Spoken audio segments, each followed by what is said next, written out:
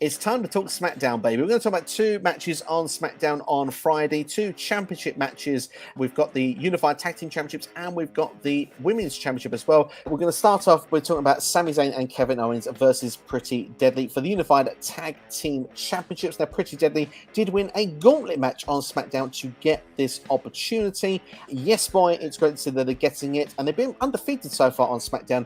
Very clever with the way they're winning matches as well, with old school heel tactics. They're getting their characters over slowly, organically. They've got Austin Theory that seems to be with them as well as a bit of a unit. Do we see Austin Theory playing a factor in this tag title match on Friday in the O2 in London?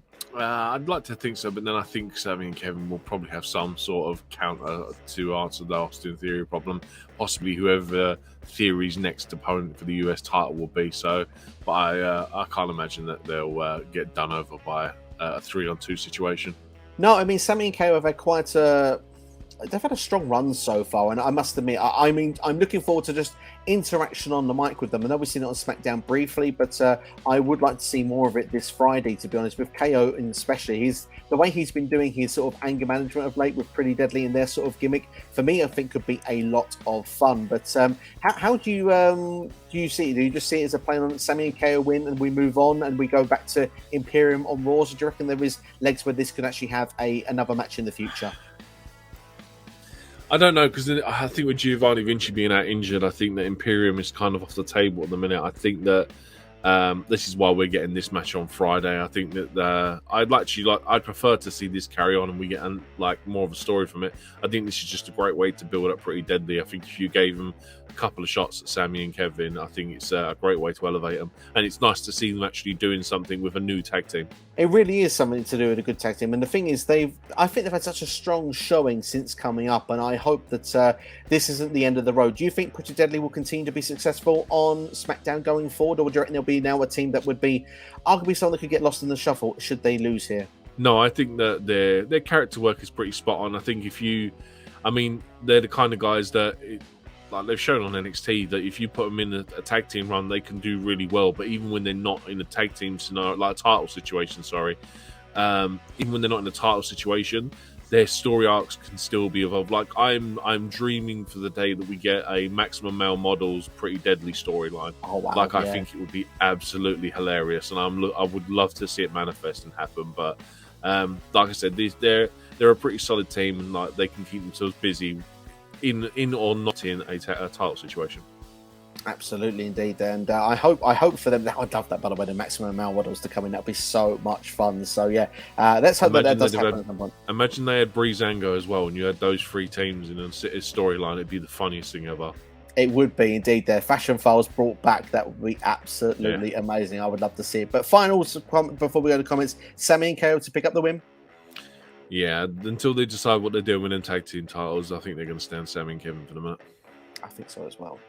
Let's go into the comments. And I'm already smiling. You know it's there because it's coming in.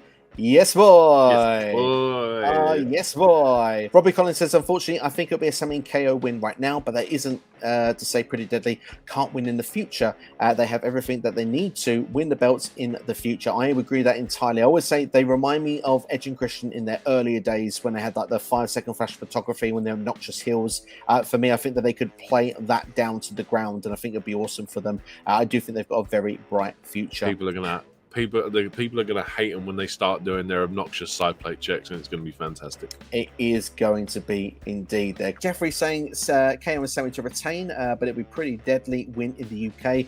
Maybe a DQ win or something like that, but it feels like a lot of the UK talent we've put here are not winning. We have the Women's Championship, Asuka versus Charlotte Flair. Asuka and Charlotte Flair. Obviously, Charlotte Flair coming in, and she says like there is no line. You know, the line starts with her and everyone behind her. Coming in as babyface Charlotte Flair. Asuka, of course, recently becoming a heel. Asuka was meant to be having a rematch, though, with Bianca Belair. That was supposed to be the direction until Charlotte Flair returned. Of course, now, Bianca Belair was saying she was going to go all the way to London. It was going to be at ringside. It's a hell of a long way to go to watch this match. You could watch it in the States at home. But at the same time, she was going to make her way. But Adam Pearce has now said she is barred from ringside. Is Bianca Belair going to come all the way to the UK to get involved in this one? Absolutely. I've got a feeling that this is now where we're starting to lean more into the heelish side of Bianca Belair finally, and I'm starting to love it because it's really what I want to see, and I really don't want to see Charlotte as another women's champion for the sake of just being in a match. I'd rather there be some sort of story and a purpose to it rather than I'm Charlotte Flair, I win, lol.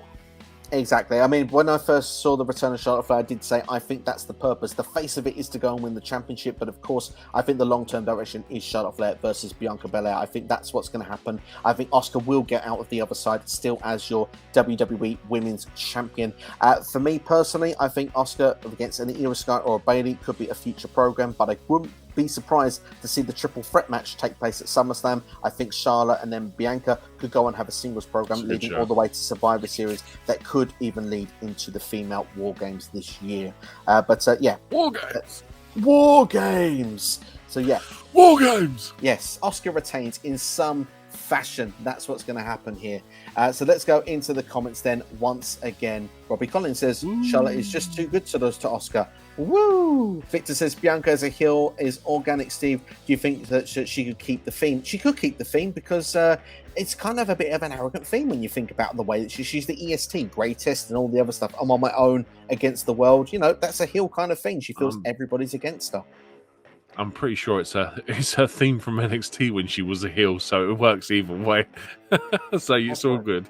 It's all good in the hood. That's what we say here. Robbie Collins says, never liked face Bianca. Cannot wait for heel Bianca. Charlotte, still the greatest women's wrestler. She is one of the greatest of all time. She's definitely, there's no arguments in it. And before we wrap things up, Grayson Waller has a Grayson Waller effect with Logan Paul, ladies and gentlemen. So how do we see that playing out? Do we just see all the Money in the Bank competitors getting involved in this and ruining another Grayson Waller effect? Probably, but then they have to do it in such a way that Grayson Waller doesn't have to get up from behind his desk so people don't see his broken leg, unfortunately, because they're pretty good at doing stuff like that. So it'd be interesting to see what they do. But I imagine we'll get someone inadvertently climb a ladder and touch the briefcase, and we can all go, well, we know you're not winning it now. Absolutely, indeed. There maybe it's someone like Ricochet or Shinsuke Nakamura. We'll have to wait and see who it may be, or an LWO member, because maybe they just keep everyone on SmackDown like they're meant to. Time will tell. And last but not least, Roman Reigns returns, ladies and gentlemen. That's right, the graphic we see more often than Tony Khan's breaking announcements for AEW these days.